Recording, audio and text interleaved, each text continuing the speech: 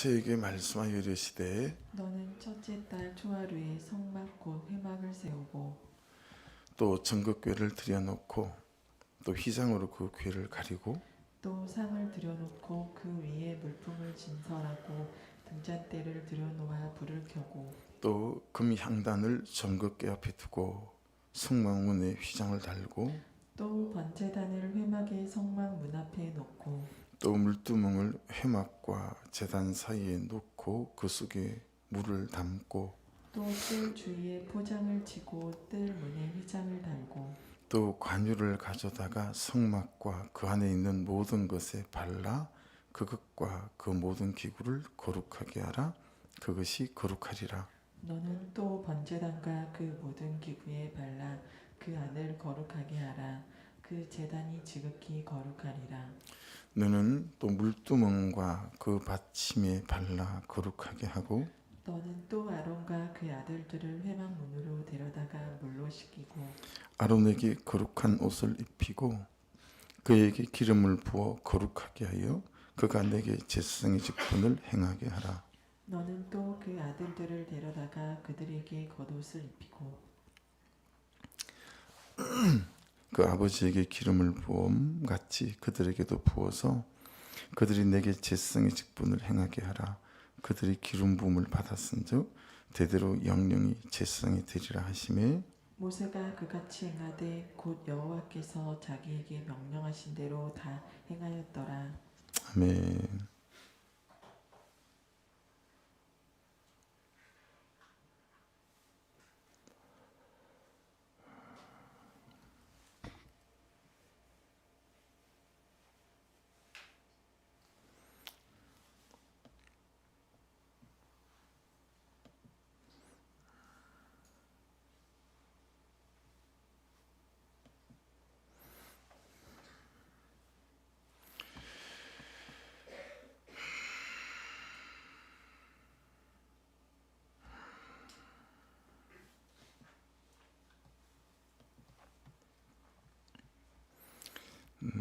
네, 1절 말씀 보시면 2절을 보죠. 너는 첫째 달 초하루에 성막 곧 회막을 세우고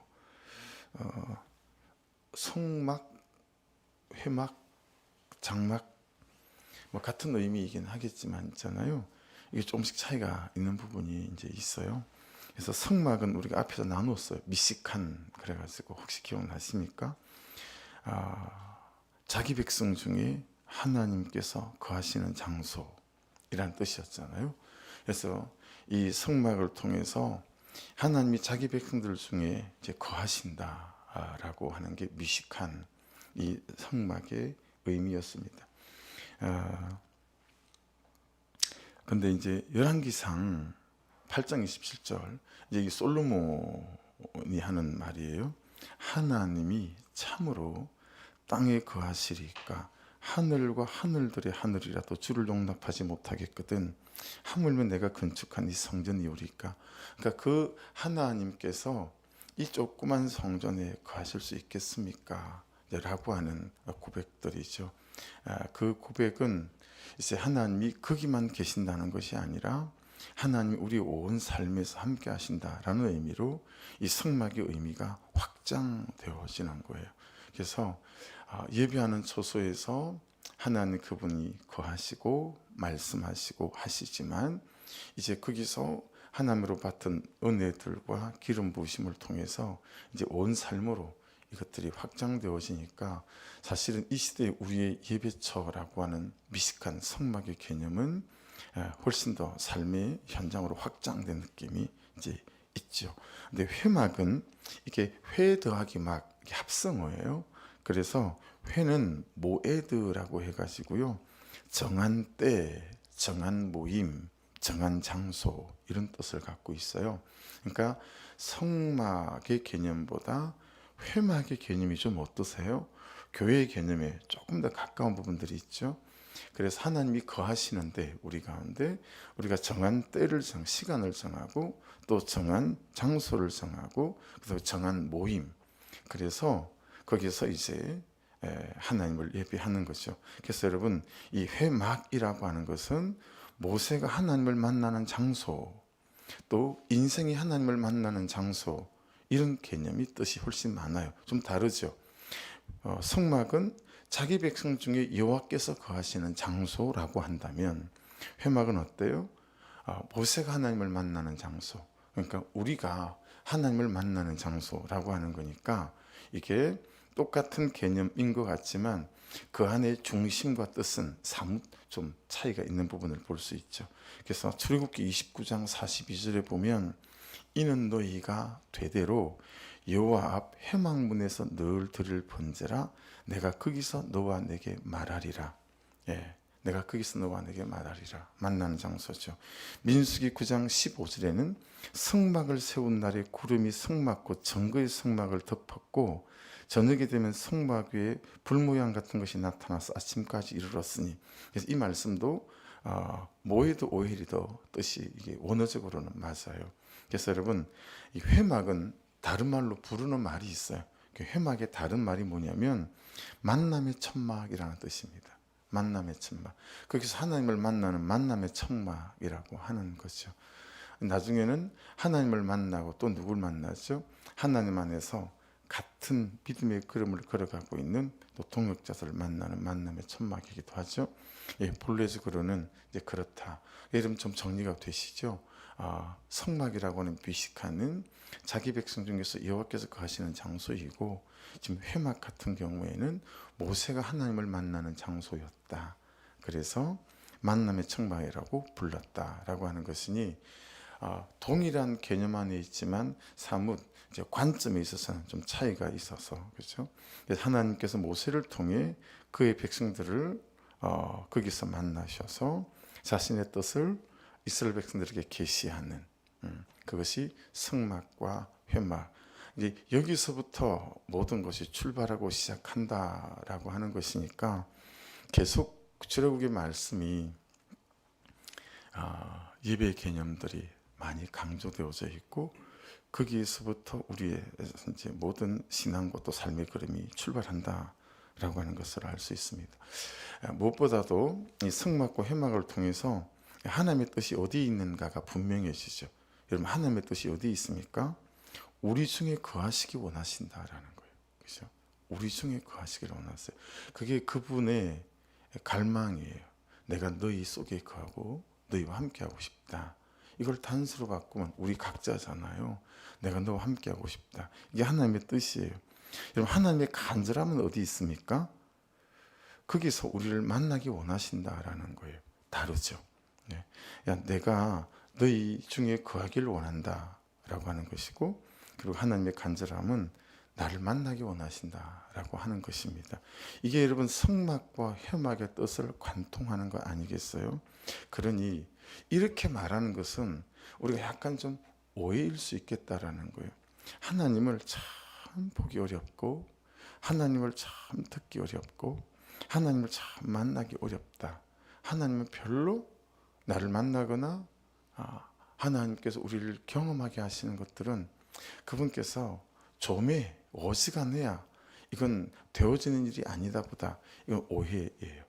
성막의 뜻 개념 자체가, 그리고 회막의 뜻 개념 자체가 하나님은 우리 중에 거하길 원하시고 우리를 너무 만나기 원하신다 라는 개념을 볼 때 하나님 듣기가 만나기가 너무 어려운 것 같아요. 이건 거짓 메시지에 가깝다라고 하는 거예요. 여러분, 그래서 우리의 삶에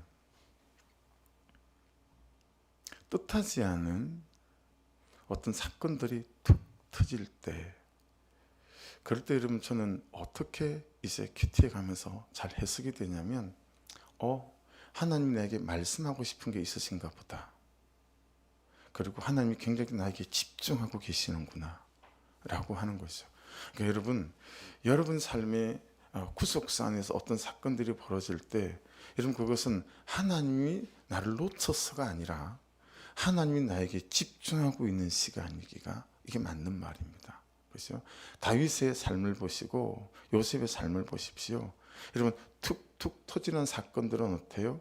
하나님께서 훨씬 나에게 집중하시고 나에게 오셔서 나를 다루어 가시는 시작점이다 라고 하는 것입니다.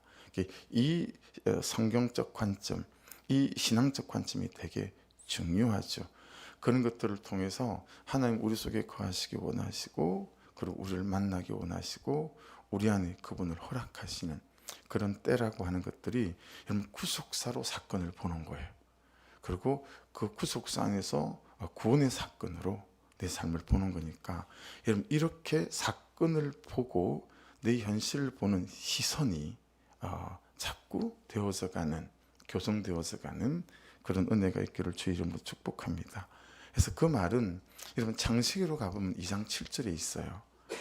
여호와 하나님이 땅의 흙으로 사람을 지어서고 생기를 그 코에 불어넣으시니 사람이 생명이 되니라. 여러분 흙 그대로 둬도 되잖아요. 그런데 흙으로 만드시고 코에다가 하나님이 생기를 불어넣었어요. 그랬더니 뒤에 뭐가 됐어요? 생영이 됐어요. 이거 영어 성경에는 being이 됐다, 존재가 됐다라는 거예요. 하나님이 존재를 지으셨는데 내 하나님의 생기를 넣어서 존재를 만드신 거예요. 하나님의 생기가 없으면 내가 아무것도 아닌 거예요. 여러분 하초에 물 조금만 안 줘도 그러잖아요. 쟤 그렇게 생기가 없어? 이렇게 표현하잖아요. 당장 온실에 하초들도요, 추워지니까 뭐 시들시들한 게 몇 개가 생겨서, 특히 수국 같은 게 좀 그런 것 같아요. 우리 집에 하초도 그런 게 있거든요. 베란다에서 지금 거실로 다 옮겼어요. 어제 너무 추우니까. 여러분 우리가 하나님 그분의 생기가 없으면 존재적으로 살아갈 수 없는 그런 존재다라는 거죠. 그래서 이게 요한복음 10장 27절에 와서는 어떻게 말씀하십니까? 내 양은 내 음성을 들으며 나는 그들을 알며 그들은 나를 따르느니라. 그래서 여러분 하나님은 우리를 하나님과 관계적 존재로 지으셨어요. 관계적 존재로. 그래야 우리가 사람 같아요. 하나님의 생기가 있고 하나님과 관계해야 내가 사람 같은 거예요. 아버지답고 엄마답고 남편답고 목사답고 또 성도답고, 그 하나님의 생기가 없이는 그럴 수 없다라고 하는 것들을 깨달을 수 있어요. 그래서 하나님은 말씀으로 우리에게 말씀하시고, 할렐루야, 우리는 하나님의 말씀으로 하나님을 듣습니다. 아멘이시죠? 그게 우리가 매일 하고 있는 거예요. 그렇게 관계적 존재 안에 말씀으로 지어서 가는 우리의 삶, 이게 이제 맞는 거죠. 근데 오늘 말씀을 연이어서 보면 이제 3절부터 보십시오.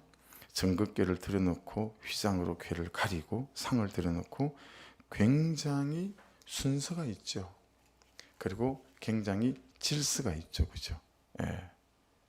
그리고 그에 따라서 맡겨진 역할들을 감당하게 되죠.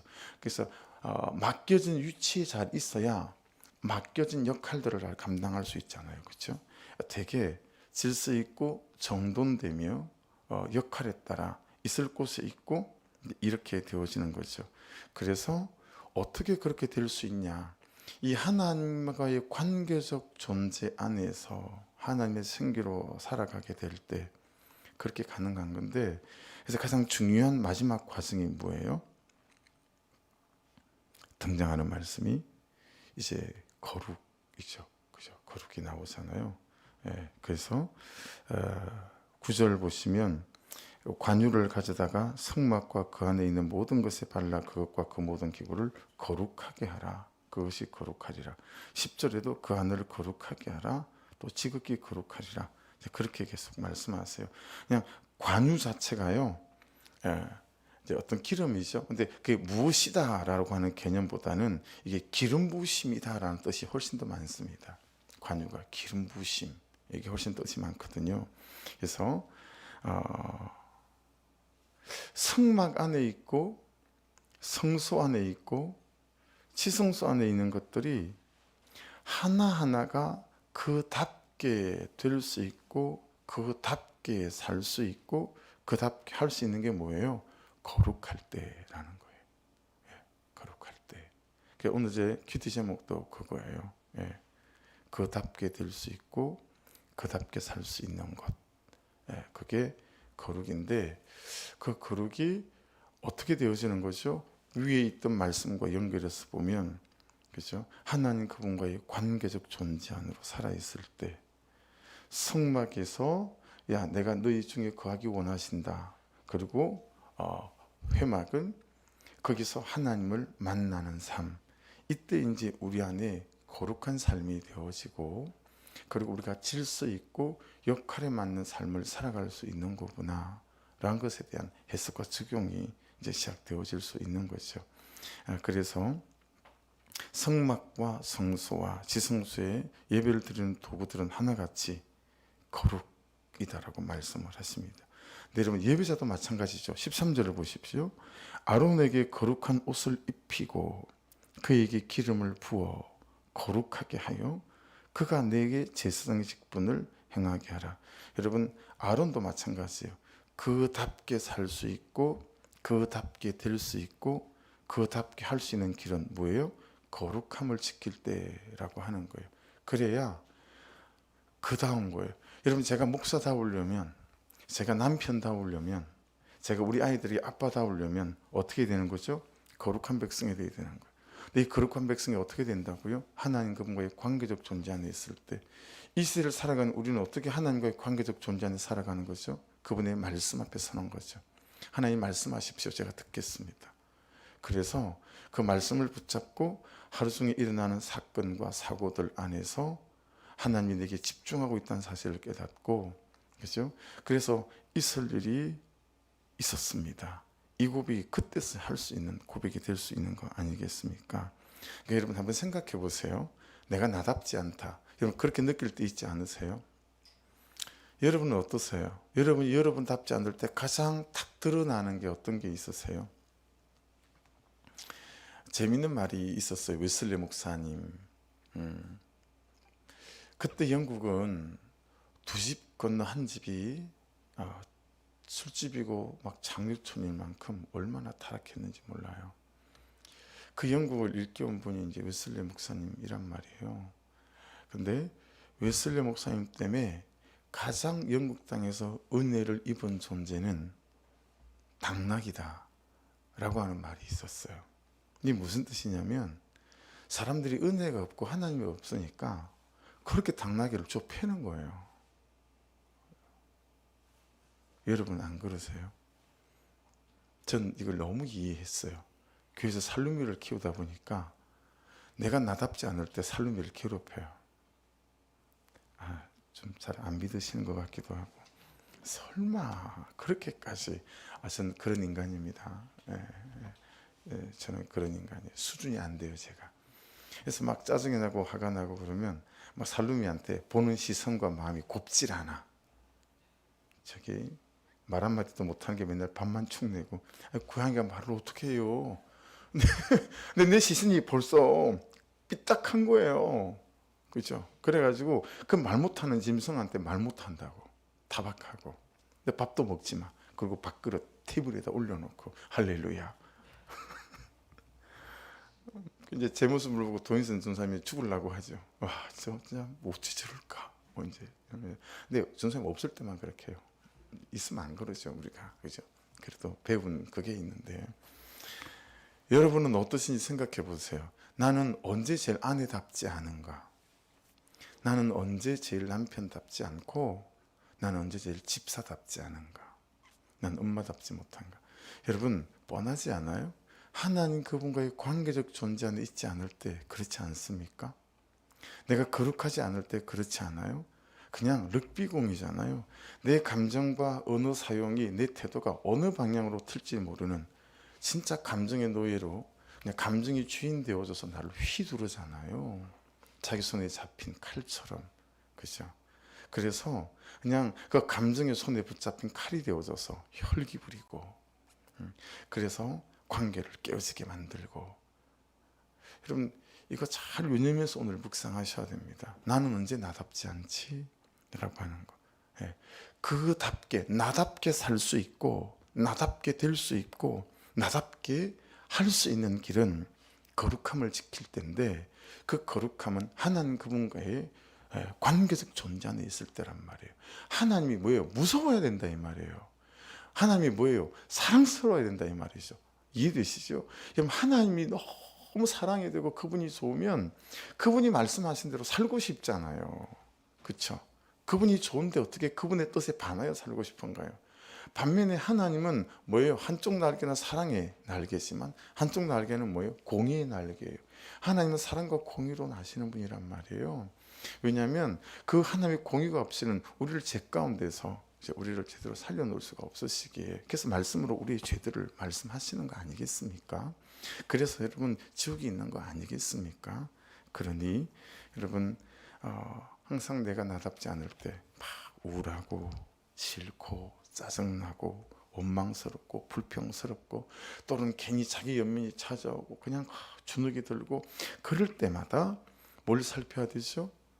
하나님과 나와의 관계를 살펴야 되는 거죠. 그렇죠?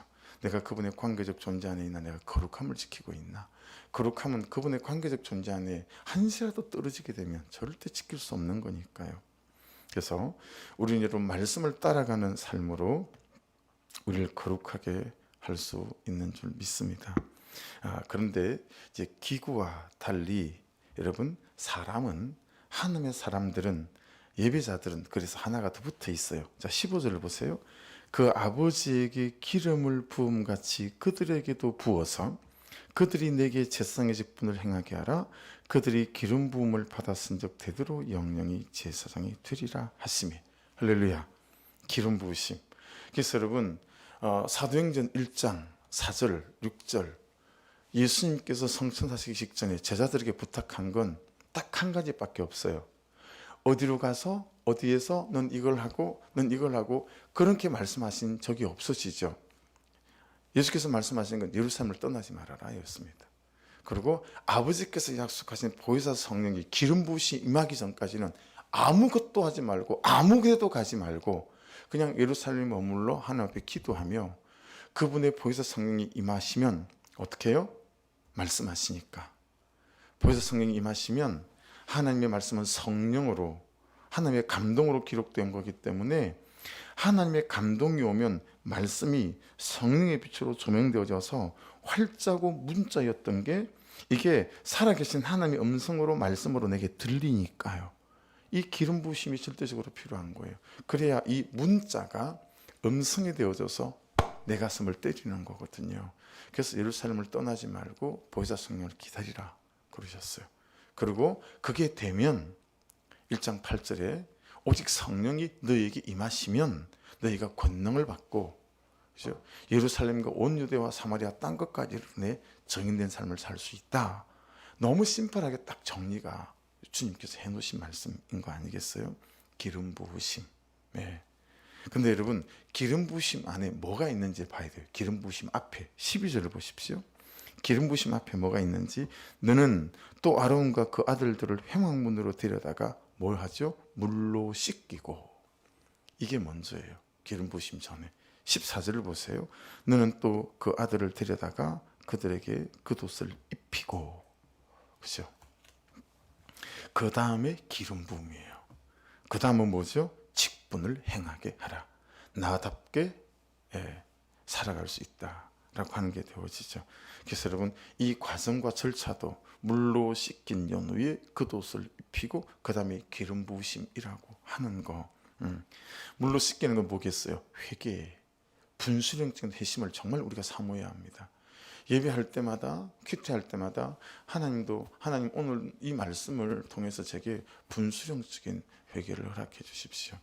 그래서 여러분 제가 신학교 학부를 통틀어서 들었던 강의 중에 가장 인상 깊었던 한 5손가락에 드는 그런 이제 강의 중에 하나가 지금 여러분이 잘 아시는 컴패션 맞죠? 외국의 그런 가난한 아이들, 6.25 때 외국에서 우리나라 사람들이 그렇게 했거든요. 그런 것처럼 그렇게 먹지 못하는 아이들, 학교 다니지 못하는 아이들, 그 아이들을 이렇게 지원하는 컴패션이라고 하는, 그게 이제 대표 목사님이 저희 신학교 때 교수였어요. 기독교 교육학과 교수님이셨는데 이분의 간증. 집에 있는데 제자들 5명이 집에 놀러 왔는데 이런저런 담소를 나누고 있는데 갑자기 5살짜리 아들이 엉엉 울면서 나오는데 대성통곡을 하면서 손에 성경책이 들려 있는 거예요. 그때 엉엉 울면서 5살짜리가 성경을 가지고 나오면서 툭 무릎 꿇고 앉아서 아버지한테 한다는 말이 아빠, 제가 예수님을 만났어요. 여러분, 로마서 5장을 읽다가 5살짜리가 말씀은요, 성령의 기름 부으심이 있으면 활자가 아니고 문자가 아니고 살아서 역사하시는 하나님의 음성이 되는 줄로 믿습니다. 목사님 혼자였으면 야 설마 이럴 수 있지만 제자들이 같이 있었잖아요. 그래서 여러분, 저와 여러분에게도 큐티할 때마다 그 말씀이 우리를 통역해 하고 자복해 하는 은혜가 있기를 주의 이름으로 축복합니다. 물로 씻기는 게 먼저예요. 그 다음에 하나님이 입혀주시는 살아갈 수 있는 용기와 담대함이라고 하는 겉옷을 입는 거예요. 용기도 겉옷이고요. 예, 용서해야 되겠다는 그것도 겉옷이에요. 아, 내가 섬겨야 되겠다, 그것도 겉옷이에요. 회개하고 자복한 다음에 입혀주시는 겉옷을 입고 그 다음에야 이제 우리가 기름 부으심, 예, 그걸 감당할 수 있는 하나님으로부터 오는 기름 부으심, 예, 말씀의 기름 부으심, 이걸 통해서 목사라고 하는 직분, 아빠라고 하는 직분, 남편이라고 하는 직분을 제가 감당하면서 이 하루를 살아낼 수 있겠죠. 네, 여러분과 제 안에 그런 은혜로 충만한 이 하루 되셔서 오늘도 말씀이 우리를 씻기시고 말씀이 우리를 입히시고 말씀이 우리와 동행하시면서 나답게 살 수 있고 나답게 될 수 있고 나답게 할 수 있는 이 하루가 될 수 있기를 주의 이름으로 축복합니다. 기도하겠습니다. 이제 이번 주일 지나고 온 교회적으로 좀 선포를 하고 12월을 한 달을 기도하는 달로, 또 예수님 오시는 성탄이 있는 날이라 그날 다시 우리가 이미 예수를 만났지만 뜨겁게 예수를 만나는, 복음을 만나는 그날 되어지기 원하는 사모함으로 저희가 기도하고 싶고, 그래서 성탄 때도 또 이렇게 묵상 간증자를 좀 모시고 그렇게 또 예배 가운데 나가기 원하는 마음으로 좀 기도해 보고 있습니다. 아직 결정된 바는 없고요. 같이 기도해 주시고, 예배 밖에 있는 분들 기도해 주시고, 이런저런 사건 사고를 만난 사람들과 가정 속에 하나님께서 나를 다루시고 집중하는 시간임을 깨닫고, 그들 또한 나 또한 하나님께 시선을 잘 맞추는 그런 은혜가 있게 도와주시옵소서. 또 중보해 주시고, 제리 집사님을 위해서 또 박현아 집사님 작은 오빠를 위해서도 중보 부탁드리고요. 이번 주에 김장이 있습니다. 또 공동체가 하나 되고 연합되어 오시는 은혜의 때가 되게 하여 주옵소서. 우리 주여 한번 부르고 기도하십시다.